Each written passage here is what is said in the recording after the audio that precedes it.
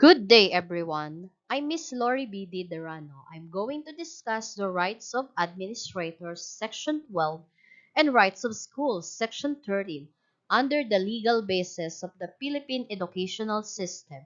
The provision of the 1987 Philippine Constitution lays down the foundation of the Philippine education system and protects the right of all citizens to quality education at all levels.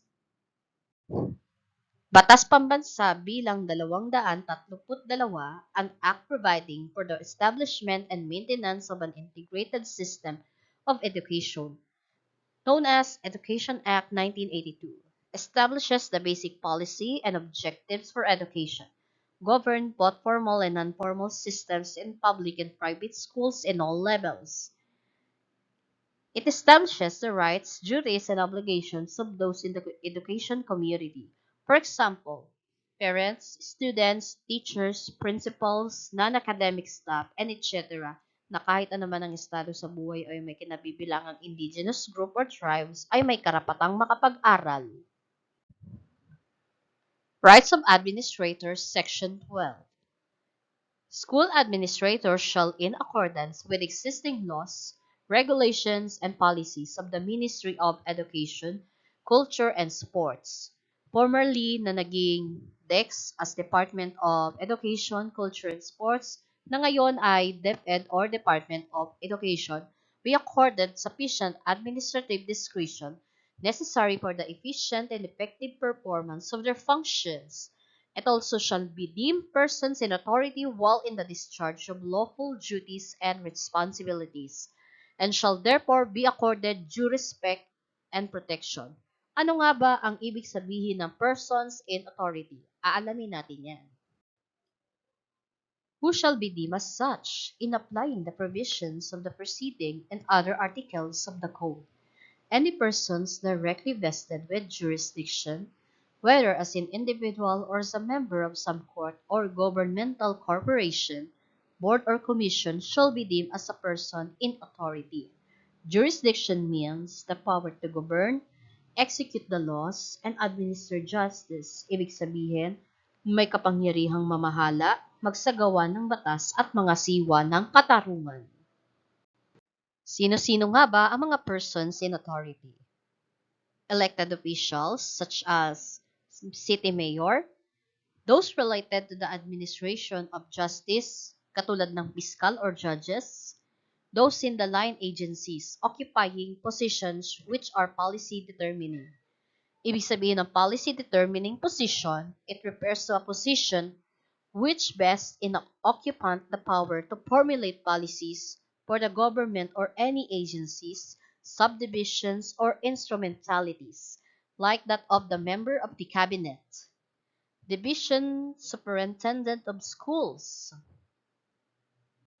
Kabilang rin dito sa mga persons in authority ay ang public and private school teachers, lawyers, punong barangay, members of sangguniang barangay, and members of the lupong tagapamayapa.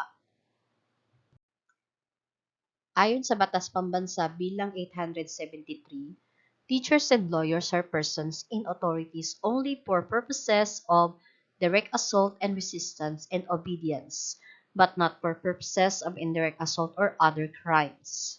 Ano ang kaibahan ng direct sa indirect assault? Ang kaibahan ng ikalawang uri ng direct at indirect assault ay nakatuon sa kung sino ang biktima o ang nakatanggap ng pananakit o pananakot. Bago maituring ang direct o indirect assault na naganap, kailangan ay may pag-atake o paggamit ng puwersa o seryosong pananakot sa katauhan ng biktima. Ngunit ang pagkakaiba lamang ay sa direct assault, ang biktima ay isa sa mga tinatawag na persons in authority o ang kanilang agents na nakatala sa Article 152 ng Revised Penal Code. Ang isang taong tumulong sa person in authority ay ipinapalagay na agent nito kaya makakasuhan din ng direct assault ang sinumang manakit dito. Samantala, sa indirect assault ay makakasuhan nito ay ang nanakit o nananakot sa tumulong sa isang agent ng person in authority. Teachers and professor must be within the school premises during school hours or actually performing the task. Halimbawa na lamang sa ganitong sitwasyon. Si teacher ay nasa loob ng classroom.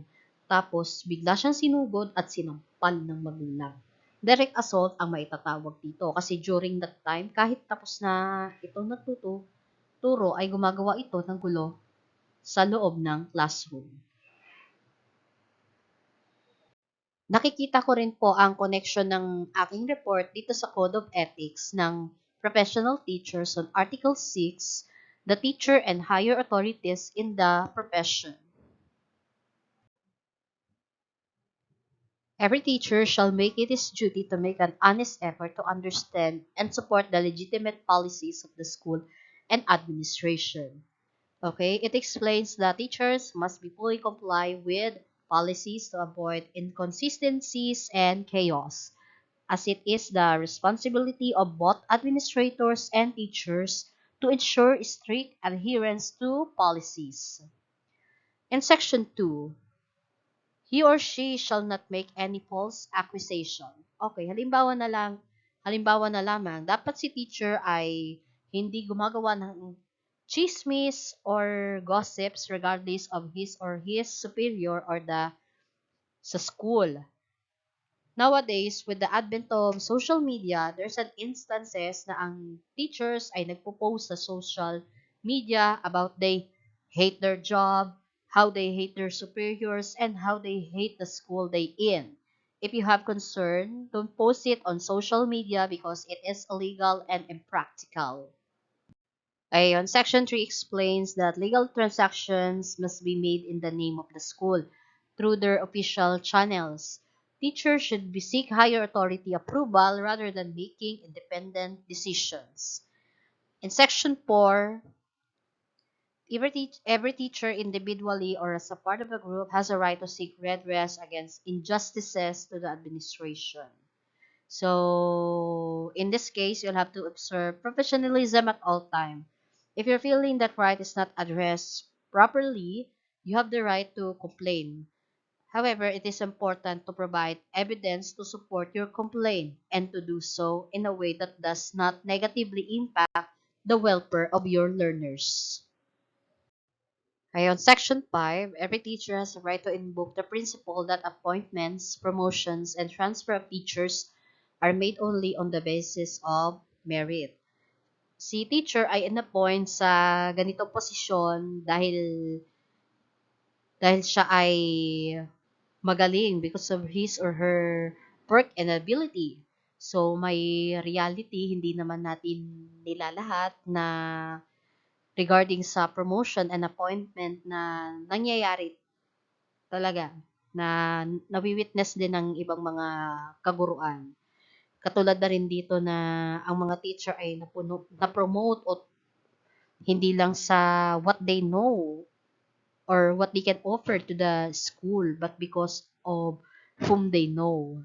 So, others are gumagawa ng paraan para ma-promote katulad na rin dito yung pag-attend ng webinars ng mga panahon ng pandemic na ang habol ay certificates, yung tipong nag-in ka lang tapos hindi mo pagtutuunan ng pansin yung content dun sa webinar na ang habol mo lang ay certificates. At saka pati yung pag-attend din ng mga seminars ng face-to-face, yun din ang hinahabol din ay mga certificates. Kasi the more they attend the seminars, the more seminars, the more chances of being promoted. And for section 6, it explains when the teacher accepts a position, it is important to carefully study the job and read the contract from top to bottom. Nakakatulong ito sa kanila para maunawaan ano ba talaga ang kanilang trabaho at responsibilidad at ano talaga yung kanilang limitations. So, before you accept the position, you'll have to ask yourself first kung am I capable to handling this job? If you're proudly say yes, then it is your responsibility to equip unnecessary skills and knowledge to excel in your position. So it is more importantly, you'll have to remain humble and brave throughout this process. Okay, let us proceed to the rights of schools, section 13. So, in addition to other rights provided by the law, schools shall enjoy the following. Of course, in number one, right to governing boards or lawful authorities to provide for the proper governance of the school. Second, the right for institution of higher learning to determine academic grants. Okay, this explains that administrators have a power to run a school as long as they are abiding educational rules and laws that are implemented in the country. Sa mga public schools, ang nagsisilbing bread and butter naming mga guro ay ang daily lesson plan or log na sinusundan namin as guide sa pagtuturo. So, hindi lang yon. Yung mga observers, hinahanapan din kami ng DBAW on kilala as definitive budget of work na hinahanap sa aming principals or supervisors every time na kami ay i-observe at imo-monitor kung magka-jibe ang objective na nasa DLL, DLP sa DBAW o budget of work. The Department of Education has issued a direct order which is Depet Order number 21, series of 2023 that provides the guidelines for this year's Brigada Eskwela. During the implementation stage, this part of the maintenance of clean schools for keep classroom walls bare and to take out everything on them, including the traditional educational posters and other visual teaching aids. And this step and order provides the guidelines for this year's Brigada Eskwela. Requires schools to be clear the grounds, classrooms, and all its wall, unnecessary artwork, decorations, tarpaulin, and posters.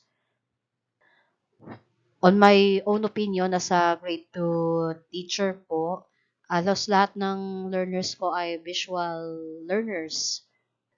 Inaalala ko rin how is it going the learning process ngayong wala na nga po yung mga ganitong posters, decorations na ginagamit namin na ginagamit naming aid sa pagtuturo.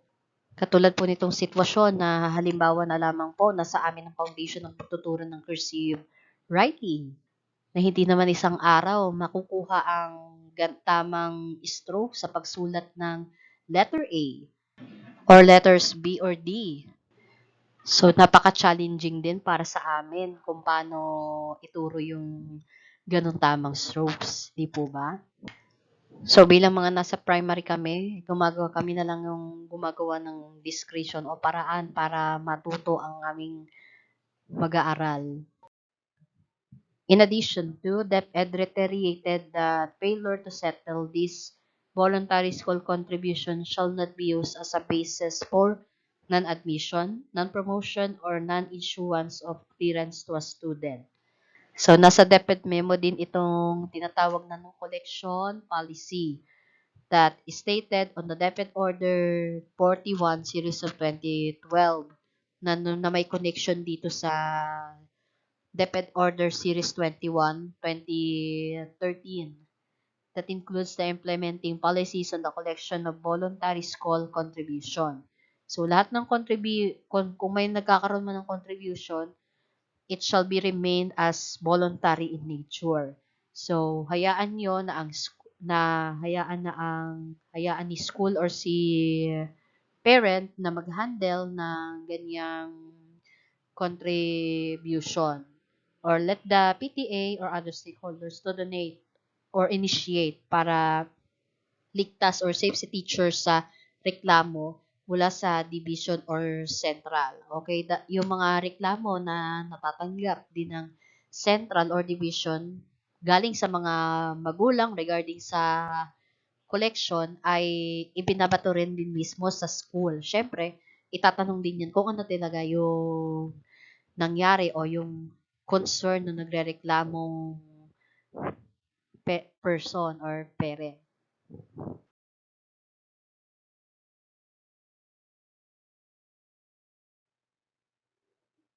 That is my report.